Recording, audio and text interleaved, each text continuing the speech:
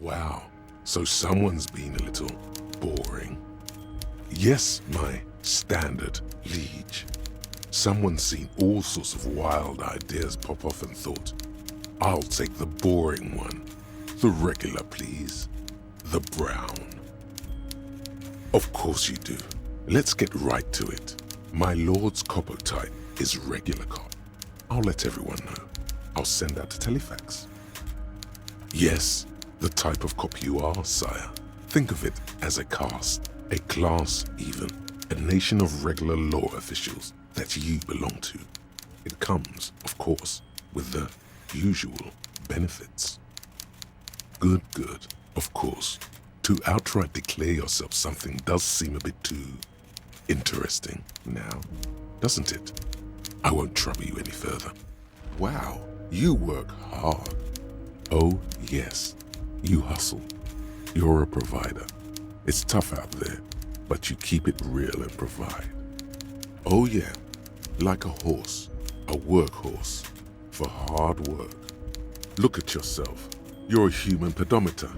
You must have walked 200,000 steps down cracked asphalt, mosaic, sand, and linoleum after you re-emerged. That is the sign of a hustler who never gives up. The world is harsh and people are evil. You didn't make it that way, and you won't let it break you. You ride. A little. You make money. You got gills, baby. Got those black papers with the faces of the innocents on them. You bring in the Franco-Negros and the Solas. It ain't easy, but you do it. Day in and day out. You didn't make the rules, but you won't lose. You're a cop, and a sprinter, and a money printer. Wasn't easy getting that giant novelty check from Everard. Took some ingenuity to get into the harbor, but you got in, and you took that bribe as hard as any cop's taken it. Can't say that. You shook him. You're a killer, a shark. Yeah, you're in the sales business. Shake 'em for shit and then pawn it off. Law officer style. Sure. And has it been easy? Is life easy? Have you not gone into cardiac arrest? Are you not about to have an anxiety attack or shoot yourself in the mouth? But you still hustle 24/7, ride or die. Now, ask yourself, are you rich? That's right. You work harder than anyone. You almost rode yourself to the grave and you're still practically a hobo. Why is that? Because of the taxes. G-Man's got his jam-covered sticky fingers in your pocket, stealing from you every time you buy, sell, walk, talk, fart, so much as sneeze. Aren't taxes almost non-existent in the Gossamer state that is Revachol? You and I both, but they got those indirect modes of taxation. Sales tax, excise duty, extraction tax. This tax that doesn't even have a name. Plus, there's the stuff people in other countries pay for that makes them ask for more money from you here. The Gossamer state's a myth. In total, the coalition government is taking 98% of all your money. What are you not sure about? They're milking your nipples till they bleed. Can't you see? Aren't you sick and tired of having bloody nipples? What are you, a racist? Don't be a racist. Be a cool immigrant, ultra-liberal free market advocate. Ride or die. Keep it street. This guy's appropriating the emerging Boogie Street lingo as part of his sales pitch for the free market economy. Yeah, ain't it cool, Ryder? Ain't it street? Oh, hey, mister. I knew you'd be back to talk with old Leo here. Yes, I did. It's like Lady Larice said when she opened a bathhouse in the basement of my apartment building. They can only get so far before they're aching to get back. And lots of folk really did keep coming back. No trouble at all, mister. No trouble at all. It's like that old saying goes, wisdom withers if not shared. and old Leo is always up for sharing. Oh, yes, yes. I leave all kinds of notes for myself. That old head of mine ain't so good at keeping things in no more. I almost forgot about the borscht. Oh, yes. I've been taking special whirling borscht to the men every day since the strike started. It's very, very good. Makes a man feel so warm and happy. I feel like I could take on Mr. Renadan's boar dogs every time the lunch is done. Yes, yes. I'm taking it to them. The borscht keeps them happy and in fighting spirits. Makes you all warm inside. They brew it in the whirling in rags. Oh, the whirling's cook. He makes it. Them is always talking with Mr. Manana in that weird language and laughing together. He doesn't speak what we speak. He's from Grad. Oh, sure, mister. Sure. You do that. Yes, sir. He didn't actually understand what you meant, and now he's just nodding along. Mr. Evrat doesn't really want me to talk to people about union guys. But who did you want to talk about? Mr. Edgar is Mr. Evrat's brother. He looks a bit younger, he does, but a very smart fellow. Very smart fellow indeed. He's away on some union business. Not even in Revershaw, they say. Huh? Sure, mister. What is it? He's a union man through and through. Good guy. He's very calm, laid back, doesn't do much, talks to Everard sometimes. Honestly, I don't know what he does for us, but it must be important because everybody likes him. Yes, they do. I think that's what he does. He makes everyone feel a little better. Oil for the wheels. Much needed in stressful times like these. Whoa, he's really something. He doesn't talk much to me usually, but when he does, I don't really understand most of what he's saying. Actually, I don't think he would like me running my mouth about him like that. Once he said he's a dragon to this mob fellow who came picking a fight with some union men. I think he really believes Jean-Luc was a dragon because he ran right off. Another time he almost killed another guy, but I shouldn't talk about that. Who do you mean, mister? You do realize he might just be a figment of your imagination, right? I don't know anyone like this, mister. Maybe he's one of Mr. Everett's fancy friends. He knows all kinds of fancy people with suits and purdy carriages. He really feels very uncomfortable discussing matters related to Everett with you. Oh, Titus is a longshoreman through and through. He was born on a boat, they say. His veins are probably filled with salt water, I tell you. Nice, friendly sort, old Titus is. He's probably one of those rare specimens who are born when two drunk seamen stumble on top of each other on the deck amidst a storm so violent it flings whales around. I'd best not. I mean, I could, but I don't think Mr. Everett would like it very much. You better ask him yourself, mister. The night guard. Ooh, he's a peculiar fellow. He's the strong, silent type, you could say. We talk all the time, but I don't really know much about him. He plays petanque with my old human studies teacher, Mr. Martin, down at the plaza. I think he's the only fellow who actually knows old Renee. They lived on the same street their entire lives, even dated the same girl on and off for as long as I can remember. Strange fellows. Mr. Martin was always real nice to me in school. I remember once. Mr. Martin, yes. Don't really remember much about him. I was just a boy back then. Welcome back, gentlemen. What can I do for you? Deploying high-concept buzzword generator. All systems functional. Ready to engage in 3, 2, 1. It's time to disrupt the future. You've got to stay lean, innovative, and focus on what matters most. The children. Steal the union boss's idea, add a twist, and present it as your own. Very capitalistic. A youth center, huh? What kind of youth center? A place to train buff kids. A place to teach them practical skills like teamwork and self-discipline. Come on, tell him what he wants to hear.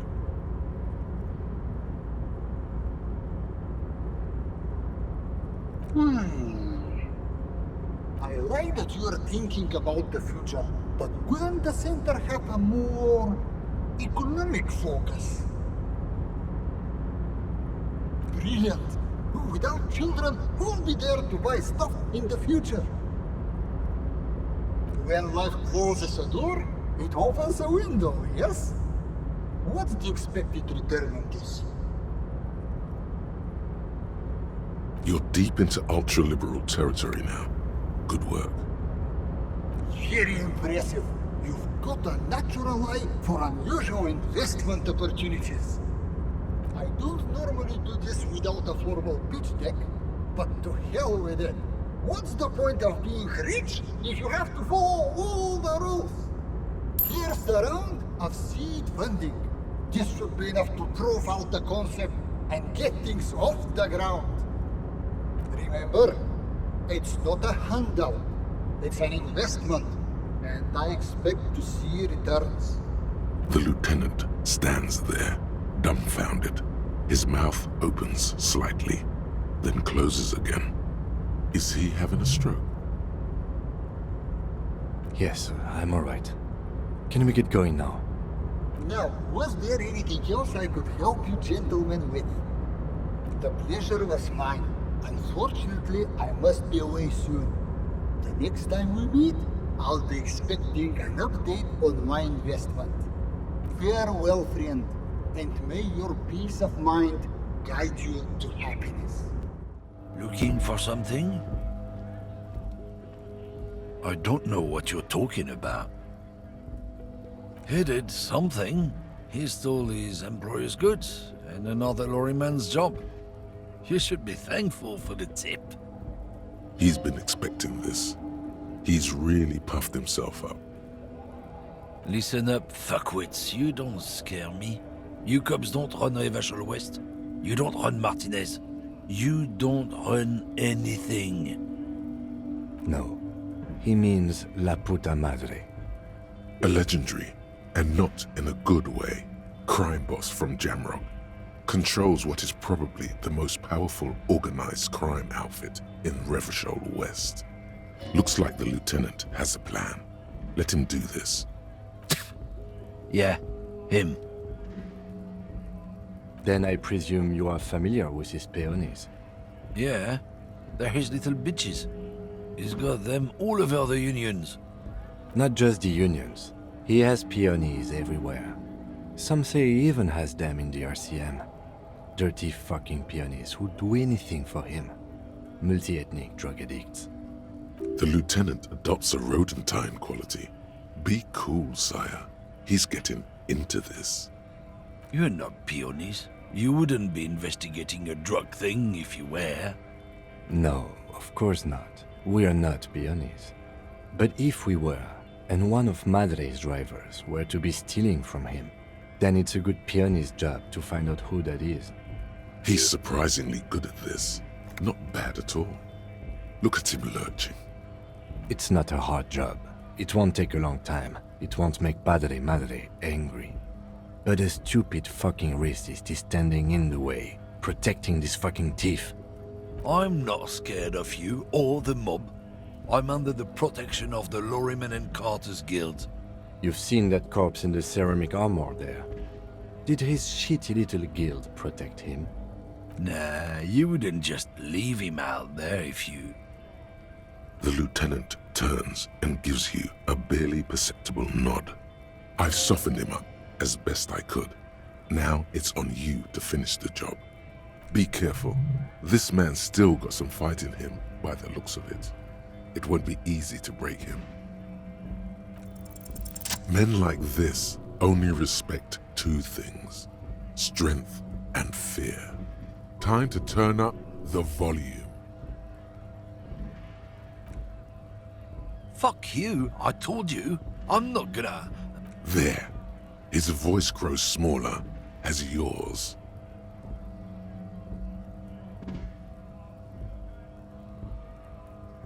Look, fuck you, man. It's some lorry down there. Green, banged up thing. I don't fucking know who she is. When did she go away? I don't know. I don't even know her name. She just rolls with the fleet and acts like a big shot. Some dyke, probably. I haven't even seen her for days. Now it's not a big deal for him anymore. This is how he saves face. Past the monument, down there. The Green Temple. Now leave me the fuck alone, okay? A small temple by the monument. Green. Let's get into that lorry. Looks like he got his adrenaline up, too. This green found, A to Z, Contemporain, is parked in the shadow of the ruins looming overhead. It's seen better days. This must be the one he told us about. Unless he was lying. The glass on the side windows is tinted and covered with dust. You can barely make out the shape of a seat and 2 steering levers. It feels like you're peeking into someone's home residence. Inside it's private, cozy, warm, dusty too. The door is locked. The handle looks shiny, like it's recently replaced. There's no pick in this lock. The owner has put special care into it. It's a recessed design. Use the pry bar to smash the window. Open it from the inside. This has been hard enough. No need to make it any harder.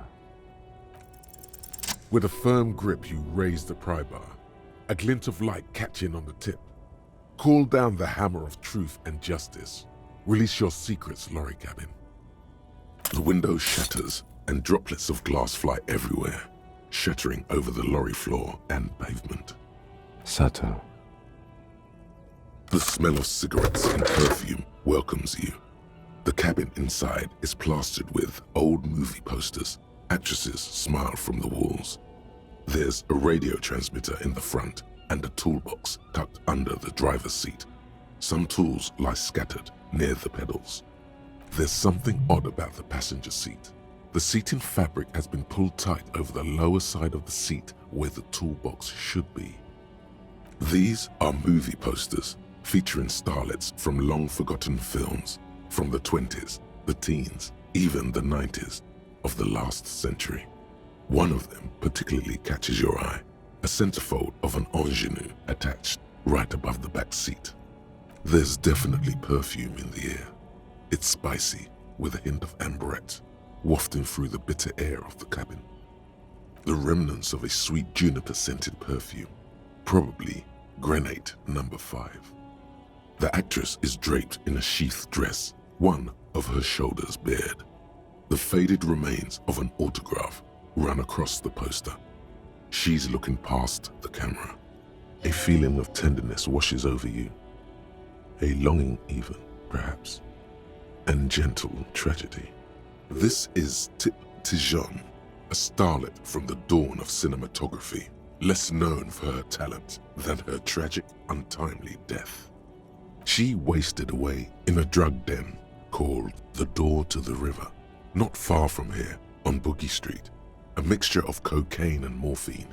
She was afraid of the world, and the camera, too. The actresses and the rear actor all smile you a warm goodbye. A radio transmitter is attached to the dashboard, and a toolbox sits under the driver's seat. Looks like the frequency dial is absent. It requires a key to work, but the key has been removed, likely by the missing lady driver. Strange. There are so many radio stations saved here. Must be over 100 at least. It has to be an advanced model to fit so many frequencies next to each other without blending them together. For contacting an entire fleet of lorrymen, for example. This is all shortwave, UW and UKV. Looks like we are dealing with an impressive organizational tool. The nerve center of a huge operation, with quite a range too. A 20-kilometer radius at least, perhaps extended by an attachable antenna that's not here right now. Doesn't look like it. It's completely inoperable without a dial key. The ghostly actresses and the rusty toolbox under the driver's seat and the oddly bulging seat cover. You wedge yourself under the steering wheel to get a better look. Seems like the few tools lying around here, a hammer, a pair of pliers, a rusty wrench, have been casually thrown there by the disorganized driver. But one odd detail does catch your eye.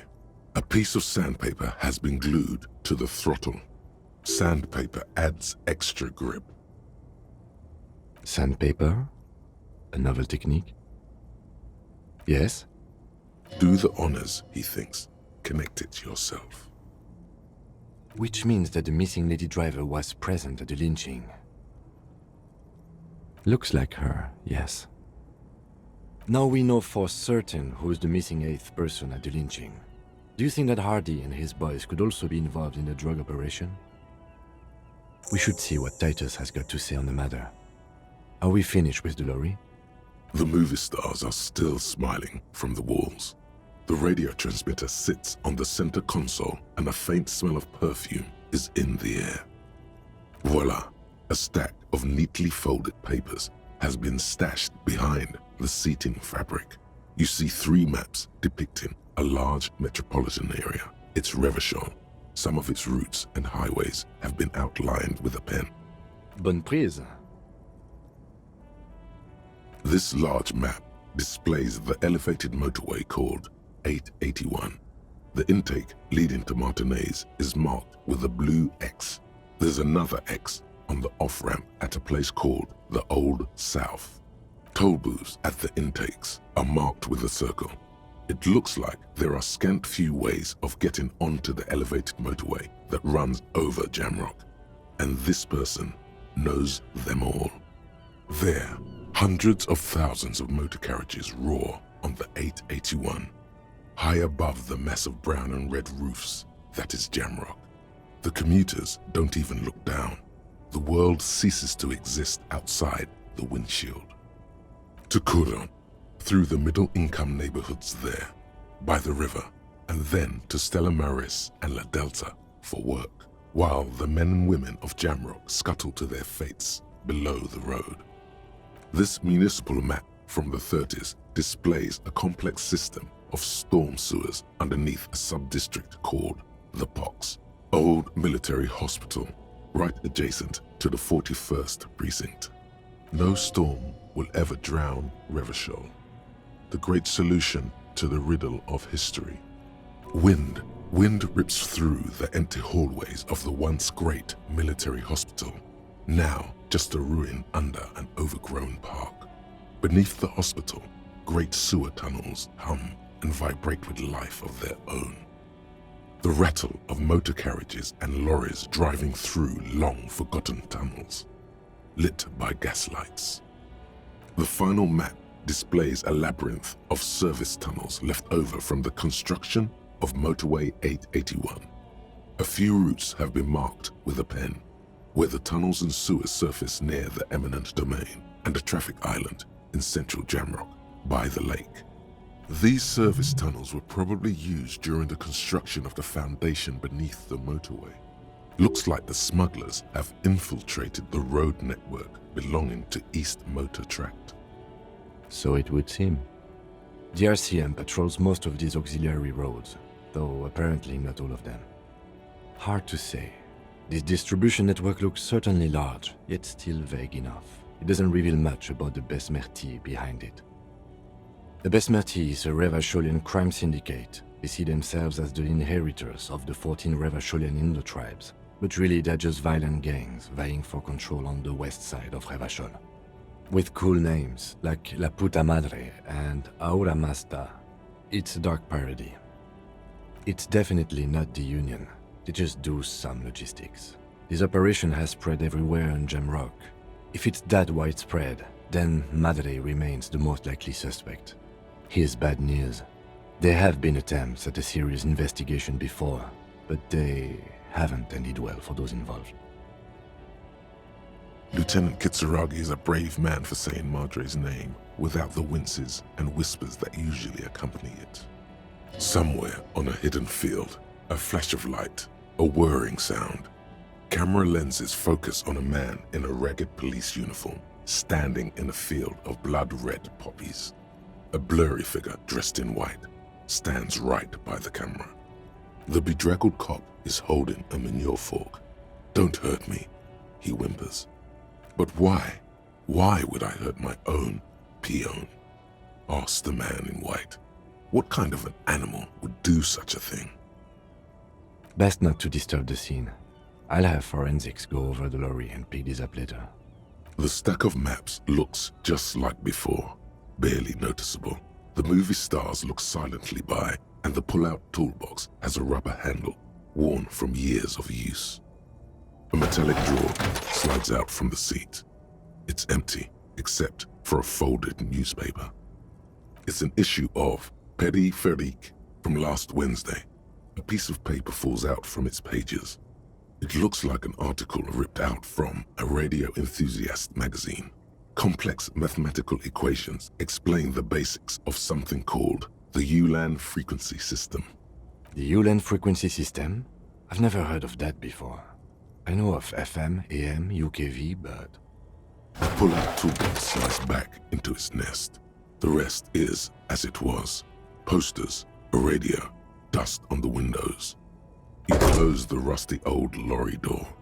Great. I think we got everything. A word, detective? Before we return to Joyce? Alright, we've finished here. Let's quickly debrief and go over what we found, so we don't do it in front of the company rep. Honestly, I'm quite worried by what we've seen so far. The evidence seems to point to a rather extensive and well-organized operation. I'm especially intrigued by that radio transmitter, particularly the sheer number of stations it can connect. Looks like this alleged drug trade casts a wide net. This means it's well-funded. Technology like that, a major player must be financing it.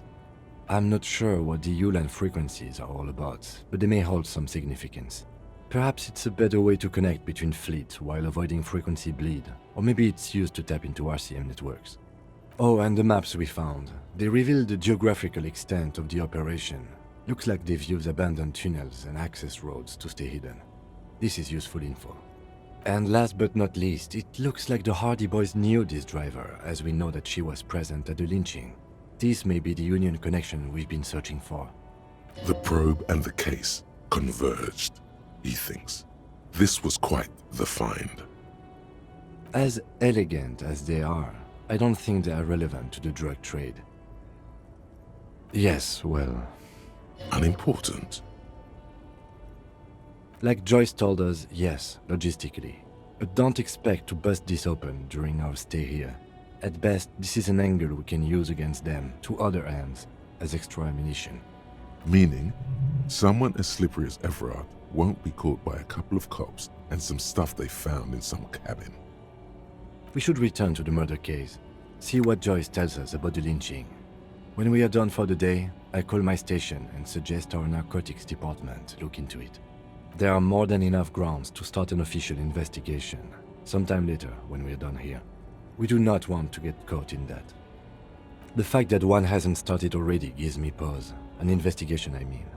Especially if the Madrid grouping is involved, and I can't imagine they aren't. It's certainly worrisome. All the same, I don't like the idea of internal affairs descending on the matter. That won't help anyone either. Debrief over, after you. I, saw you poking around in Lady Driver's lorry. She in trouble?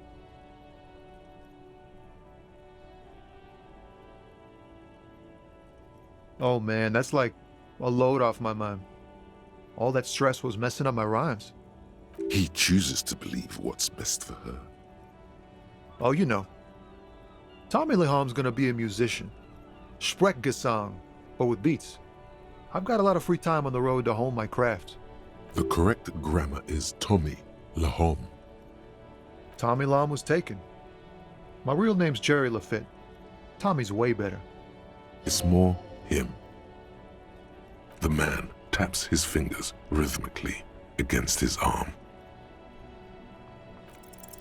Wait, there's something here, stored away in some dusty corner. It starts like... Whoa. What else? Silent communion. That's good. Dang, that's some great shit. You came up with that yourself. Did you? Or did you learn it in school? More importantly, who can prove if you did?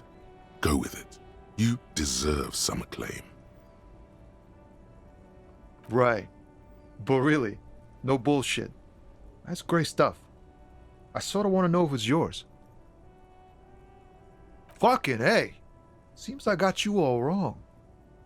Cops aren't much known for their artistic sensibilities these days. It's good to meet a fellow poet. Someone with an appreciation for real text.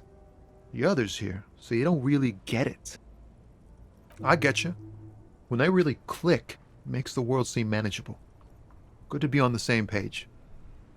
You found some common ground with this man. Even impressed him.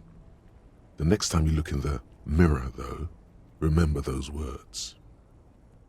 The man ponders his cooking utensils and gives you a little nod, acknowledging your presence. He looks up at you, then looks away quickly, shrugging and muttering something to himself. Shrugging is an international sign for, no, I don't know what's behind that door. The mention of mañana gets his attention. He smiles and delivers a whole slew of unfamiliar words and lively gestures. Then he falls silent again. They're friends. The man says a couple of sentences in that strange language of his and then seems to wait for you to speak. I'm pretty sure he asked you a question. He doesn't know your language. You can just say something cool in return. Horse need more vodka? Okay, so it's vodka that keeps the men happy and in good spirits. Clever move by the Union. Of course, vodka. Now that makes a very, very special borscht indeed. Turn it up and then ask for some yourself. Turning it up seems like a dangerous idea, honestly. The place is a powder keg. He smiles, nodding vigorously, then pours half a bottle of vodka into the pot. With a whistle, he stirs the brew. He smiles and nods enthusiastically and, chattering away in his language, ladles some brew into a small thermal cup, then hands it to you. You see a heavy steel door with a prominent dimple lock. It's painted blue. It could be connected to the barred door upstairs. The cobalt blue surface feels rough to touch.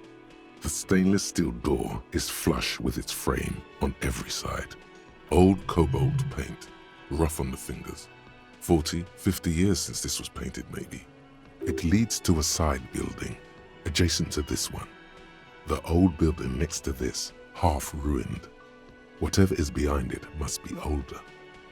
The door does not budge. The theme on that pinball machine is a standard royalist theme, used on everything from pinball cabinets to full-flavor cigarettes. Clinging to a picture book version of the past century, waiting for the king to come back and cast out all the profiteers and homosexuals. Basically, imagine a yellow plastic crown with a liquor brand emblazoned on it. It comes free with a six-pack of Vermilion Roy d'Or. The words Roy d'Or are stamped into the crown's plastic. The sentiment is called anti-centennial nostalgia, pining for a time before the turn of the century. It's common even now, after 50 years. The clowns are still hanging around. What is it now?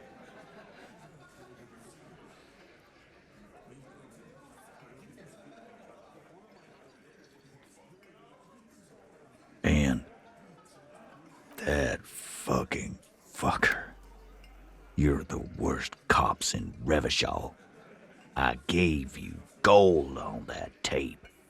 That fucker wasn't aimed at you. It was at her. Locker room talk.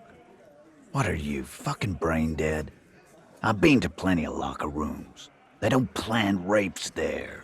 Sounds like he wanted it to change her mind about the hanged man.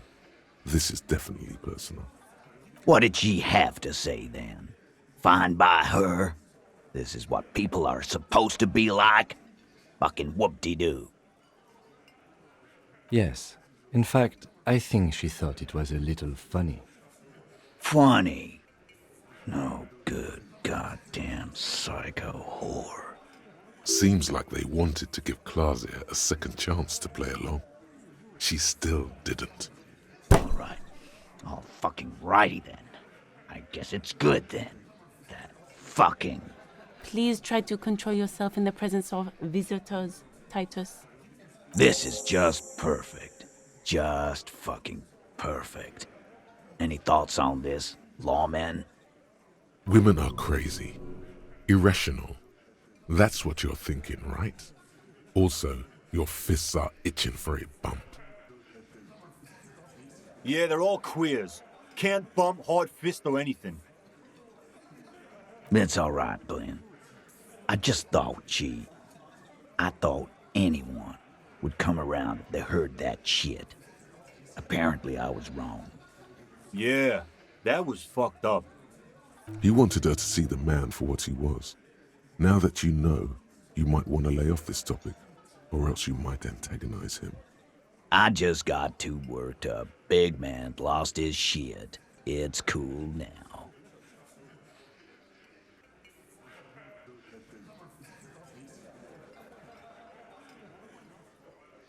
You can say that again, copper. Right here. Here we go. Bump it hard. Your fist connects with his. Hard. The slam is audible. You can almost hear his bones ring. Your knuckles tingle, life-affirmingly. And now you, Bina Claude. The lieutenant adjusts his glasses, then extends his curled fist and taps Titus's bruised knuckles. A bond has been formed. Not bad. Nah, I know her. She's just a girl. In over her head. Handled him? She got into some stupid shit with that guy. Shit we had to take care of. Yes, we heard all about it, and the fact still stands. You were more disturbed by the tape than her. I ask for your opinion, not a bedtime story. Tell it to your grandma. But she didn't. She knows she can't lie to us, unlike you. Oh no. He's definitely compromised too. It's his hubris. Sadly, not much to do about it now. Fantastic. So now you remember how to do your job. I'm so sick of this piss. We should get something harder in here. Yeah, guys. We should get a party going tonight. Why? Maybe not then. Success. They admitted to unlawful collaboration to derail the investigation. Yeah, maybe. That is a possibility. He does not sound very convinced anymore. I already told you. We fucking hanged him. There's less gusto in his voice now. His men too are growing increasingly silent. They're confused. This is growing over their heads. Come on, Titus. We know you didn't hang him. He was shot. I know you're tired. So am I. Why don't you just... You know what? I am tired. I'm tired of you and the whore upstairs. Next time you see her, tell her Titus said, "Fuck on!" That lying, scamming. We're done. This is over. You understand? Your little investigation is over. Yeah. On the floor, beer drips out of the can into a small puddle. No one does anything about it. What is this quiet funeral shit? All we need is some beers in us. Bartender, 20 beers for the Dock Workers Union. Why do we make it 40, huh? Why do we make it 100 beers? You're not loud enough. 100 beers? Now we're talking. Hoppity hop over here, cafeteria manager.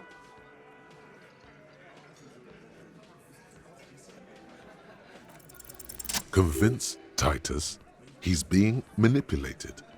You should know by now. Titus Hardy will never falter. But you know someone who might. Fat Angus The powerful guy. Mr. All Muscle. The time has come. Put him in the pressure cooker. Just remember, it's about more than Glasia. It's about these men and Martinez. Their district. Their responsibility.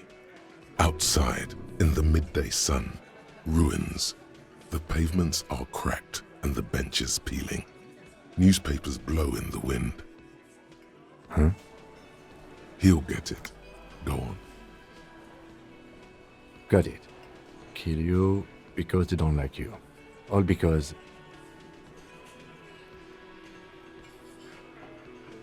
Yeah, we liked it. It was fun, wasn't it, guys? We had a great time. It wasn't for your fucking entertainment, Dennis. They kill you because they think it's funny. It wasn't that. It wasn't. We didn't shoot him. That's it. That's the weak one. You flushed him out. Now go in for the... Officer, you will be next if you don't shut up. He's onto you. He knows what you're trying to do. Steel yourself. Push on. Just ignore Theo.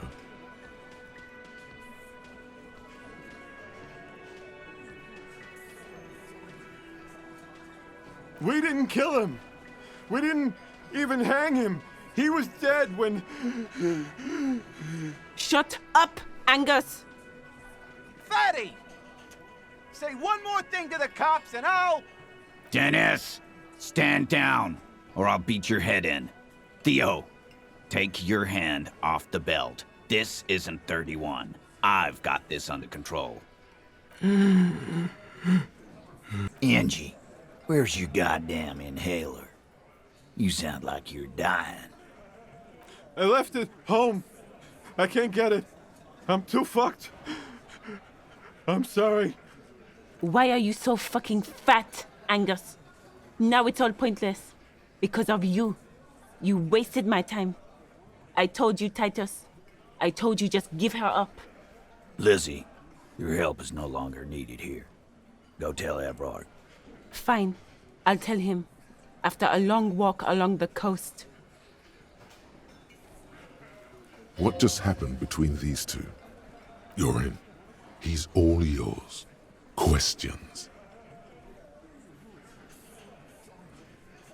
He nods. You hanged the corpse to cover up the real cause of death. The bullet in his head. Another nod. 'Cause the girls asked us to. They were in some shit. Girls plural? There's another girl? 2 of them? Take note of this. They'll probably say more about her later. Did she kill him? Cop, I have no idea. The girl says she didn't. He doesn't think she did. Or at least he hopes she didn't. Glacier came down. She seemed really out of it. Drugged up, even more than usual. Bug-eyed and gurning, you know? Not in a fun way. It looked like she'd redosed after something went down. I've seen that look before. She was scared. I knew someone had died. I've done this job for 10 years. I've seen it before. It's the politician in the motel room with the dead hooker scenario. Only in reverse. Good analogy, boss.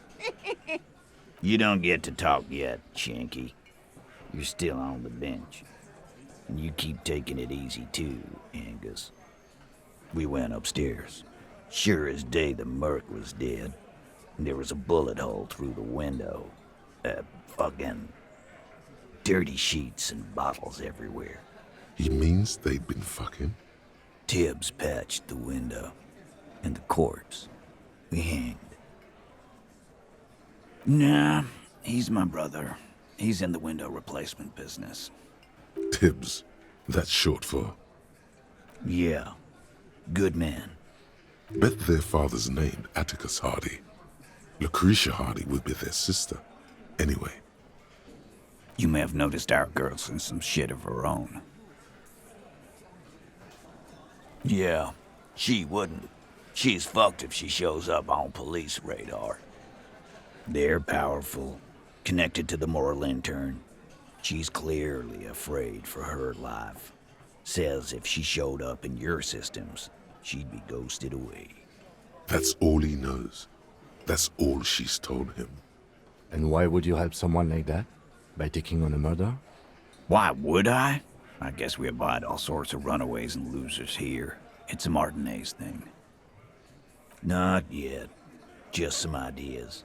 She says the shot came from outside, behind the window somewhere. So that's a clue.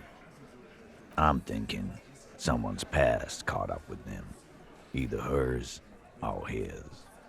Hers, you mean? I mean the people after Klausya. Maybe the shot missed. Maybe it was meant for her. I like that. Been thinking the same thing myself. My dude. One of those mercenary buddies of his could have done it. They got guns, training, years of bad blood, probably. Or it could have been someone else from Crenell. Tell you what I'd do. Check out the coast for vantage points. Maybe consult with a ballistics buddy of mine. That's what I'd do.